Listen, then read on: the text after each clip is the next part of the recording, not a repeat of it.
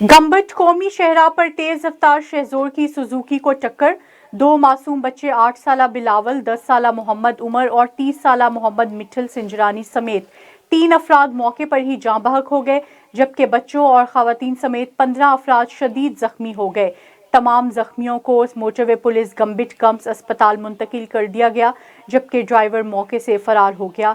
Hospital में मौजूद जख्मियों ने बताया कि हम नवाबशाह और स्क्रंट के दरमियान गोट अली मोहम्मद संजरानी के रिहायशी हैं, जो कि गोट से दरगाह पीर गोट ज़ियारत जा रहे थे। गंबिट पुलिस ने जाए वकुआ पर पहुंचकर तफ्तीश शुरू कर दी।